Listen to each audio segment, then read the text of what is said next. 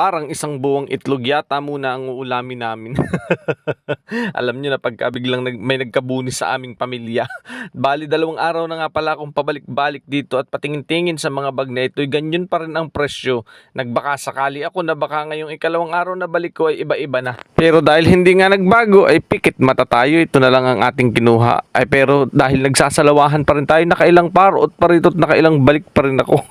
Sabi ko, ay bagay kapag hindi ko ito dinesisyonan ngayon, ay wala na namang kahahantungan. Kaya ito na ang aking napili. Yanong pagkakahirap pala bagay ganitong hindi mo alam kung ano ang talagang bibilihin mo. At baka mamaya ay alam mo na. At pagkapili ko nga, ayan, dumiretso na kami dito sa bayaran dahil gabi na. Ilang araw na kaming ginagabi ng uwi sa bahay. At ang pinakamasakit na bahagi ay ito na nga, naibayad na natin.